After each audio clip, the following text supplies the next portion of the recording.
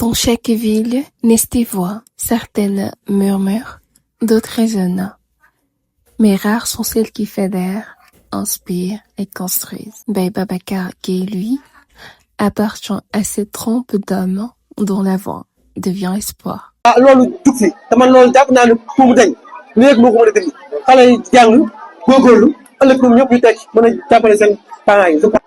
moom mooy ñi ngi wax taaxal fi ñu bëgg mu nekk fa te yàlla def na yàlla suturaal nañu fi ñu taxawee nii di wax ak yéen taaxal am na ministre ndax ministre bi nga xam ne moom mooy ministre de l'énergie des mines et du pétrole ñu ngi tudd taaxaw mu nekk suñu mag nekk suñu grand tudd Birame Souleye Diop. yàlla aussi def le maire de la commune Thiès Nord aussi mi ngi dëkk Takaw nekk doomu Takaw tudd Mouhamed Diakhaté donc je pense que ñaar ñooñu rek doy na ay exemple aussi di wax ni doomu Takaw yi nañ xool si ñooñu. Juriste conseiller au sein du ministère de l'Agriculture, de la souveraineté alimentaire et de l'élevage, il a su, grâce à son expertise et son intégrité, contribuer aux politiques publiques qui touchent au cœur même du développement national. ñun bu ñu nangu wax ne mujjee puso bi mu réesul loxo parce que tey man sama point objectif mooy fexe ba peut-être benn Billy boo xam ni c'est un jeune compétent engagé valeureux. benn Mamadou Sall benn Bassirou Diop dem bay politique. parce que ñun politiciens yi bu ñu jàppee ne ñun rek ñoo mën a defar réew mi dañuy nax su bopp parce que ñun peut-être mën nañoo déclencher le processus mais il faut des jeunes très engagés, des jeunes très intègres pour que ñun Sénégal fi ñu bëgg mu dem fa mais façon bi nga xam ni dañuy yàq langue politique ba nga xam ni nit ku baax du bëgg politique parce que danaan soo politique ñu saaga sama papa wala ñu saaga sama yaay wala ñu xas ma ba ragal je pense que loolu moom war nañoo. Ce sera positif. Mais plus encore, il est un acteur local, enraciné, un leader communautaire engagé. Au-delà de ça, c'est-à-dire que c'est une action sociale la boo xam ni ñu koy saluer parce que tamit boo mënee di def parce que am na ñu ko mën te defuñu ko. wala am na ñu am as tuut di seen as tuut googu ñu yor di ko bokk ak ñi nga xam ni ñoo di les parents te mu nekk benn période bu difficile. parce que Sénégal yaa ngi koy wax sànq en off jamono ji loo ne yokkul. xanaa da nga koo gisul. wala da nga koo laajtewul. bu fekkee nag loolu dem na ba ki ñu fi dalaloon la dernière fois muy yëngatu ci wàllu fourniture yi wax nu ni yu ci bari yokk na. donc encore une fois bu fekkee am na ñoo xam ni am nañu yàlla may leen seen loxo xaw a jot seen gannaaw ñu mën a jàppale ñi nga xam ni seen loxo àggul foofu dañ koy saluer rawatina nag bu ko ndaw defee. am bu si un jeune qui se soucie donc du bien-être de ses semblables. ci fa mu dëkk loolu c'est de bonne guerre ça prouve encore une fois tey jeunes yi am nañ benn conscience boo xam ni ñi ngi koy jëmale ci li nga xam ni moo di seen population. Administrateur du mouvement Tabaxalek, son parcours est marqué par la constance.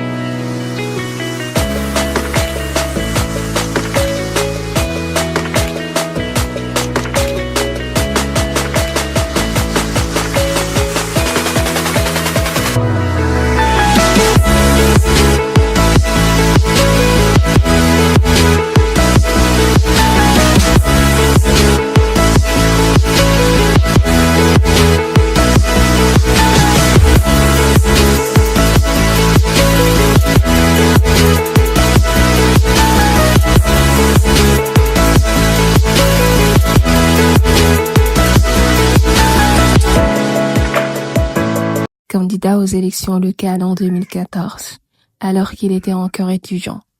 Il n'a jamais cessé de militer, de s'investir, de proposer. Ah ouais. Le futur maire de Thiès Nord. Ouais, il faut le croire. Il faut le croire. Il est pas pauvre. Il est non, il est bien. Voilà. Il est bien, c'est un juriste de formation. Voilà. Mais concernant l'abrogation de la loi d'amnistie, maintenant il a fait des sorties importantissimes. Ça c'est vrai. Ah, c'est ça, mais Ça, c'est vrai. des sorties qui ont été appréciées à l'unanimité. Il est bien, donc c'est normal. Thiès Nord, vous avez votre futur maire. Thiès. Il est l'incarnation d'une jeunesse consciente, engagée et prête à relever les défis de son territoire.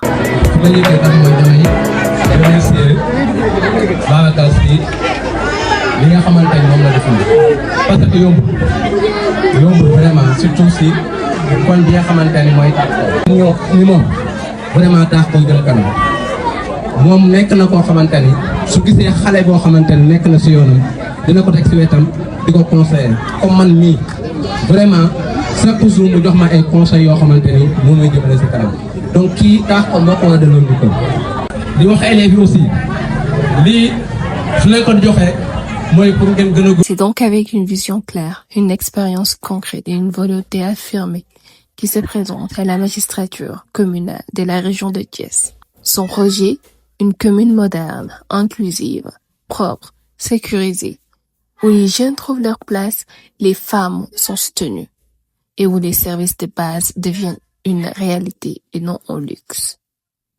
Aujourd'hui, il fait le choix d'aller plus loin. Non pas pour exister dans la sphère politique, mais pour faire exister des solutions. Des solutions concrètes, locales, inclusives. Bon, juste que man yàlla dafa def bi may dugg ci politique man prise de conscience la maanaam man nekkul kenn moo ma poussé ci politique. Yàlla dafa def mu dëkk koñ mu tudd Taaxi Kaw. Donc mu nekk banlieue. D'accord. Nekk aussi koñ boo xam ni peut-être conditions yi. metti na. Aussi yàlla def man ma juddoo fa. maanaam jaayante ko fayet donc mën naa wax ni sax damaa wëcc parce que je pense que ñun suñu koñ yi boo fa juddoo màggee fa rek am na foo xam ni bu la fa yàlla yóbbu rek da ngay jàpp ni bësëgu yàlla la nekkul loo xam ni da nga koo mérité parce que am na peut-être ñu la ëpp ñàng ëpp la sax motivation mais yàlla def yow fekk àgguñu fa donc dañuy jàpp ni balaa dara xew sens la maintenant bu ñu demee ba àgg foofu ñu def plus de conscience parce que souvent dama daan def su ma jógee université su ma ñëwee Thiès rek damay toog si ron gi amoon na benn atelier menuisier métallique ma koy nuyuwaale muy Papa Ndiaye fa daan toog mais su ma xoolee koñ bi damay jékki-jékki sama yaram dafay daw parce que chaque année taux ñu daan def bac chaque année day wàcc di wàcc dama amoon ordinateur maanaam jeunes yi dañ doon dem ba un niveau bàyyi jàng nga gis ni quartier bi aussi les conditions de vie étaient précaires. Absolument merci léegi man tey damaa am obligation morale parce que peut-être su ma yàlla dimbalee bu ma àgg fii am na message bu ma lancé mooy yow fexeel ba tey fi nga àgg nga fexe ba tey àgg fa parce que man peut-être amoon sens ku ma xëcc moom damaa fayet ba àgg fa mais tey man li ma daj bëgguma sama yàq daj ko. Il ne sera ni le maire du pouvoir ni celui de l'opposition mais le maire de sa communauté car il le sait, le développement local est la base d'un progrès durable, un développement qui naît de la concertation, de la transparence et d'un leadership au service du bien commun. Loin des clivages, il tend la main. Il propose, il rassemble, il construit. C'est avec les habitants, pour les habitants, que l'avenir peut se dessiner. Une commune forte, c'est une commune où chaque voix compte, où chaque citoyen devient un acteur de changement. lu ni mel. gis na ni jamono yi bëri na ay problématiques yoo xam ne am na Taaxi Kaw notamment problème de violence ay agression ak yoo xam ne daal rafetul ci teew Taaxi Kaw aussi ñu bëgg a wax ni loolu nekkul Taaxi Kaw parce que Taaxi Kaw koo xam ni koñu xam-xam la xam ni koñu histoire la mais aussi koñu ñu am jom la ñu nangoo liggéey maintenant nag chaque population à un moment donné de son histoire mën naa jànkonteel ay yoo xam ni peut-être cause yi mën nay bëri. Être maire pour lui, c'est plus qu'un mandat.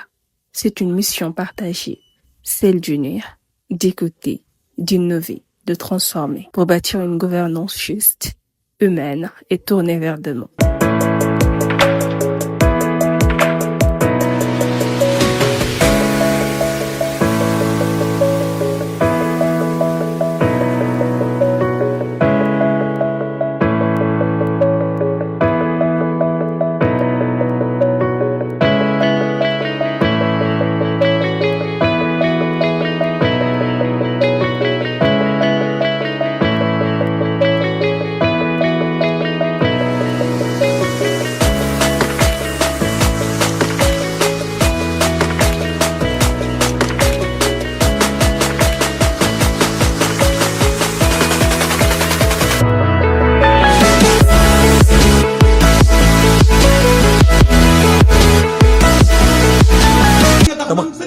ëllëg a ngi nii tabax ëllëg tabaxam daa defar fondement bu dëgër te lu mu def xam na ko damaa bëgg ñu bàyyi ko xel ndax lu ko bëtam may booy bii lu ko bëtam may fitam du ko xañ ay Babacar a ngi noonu sama rakk sama mbokk taalibe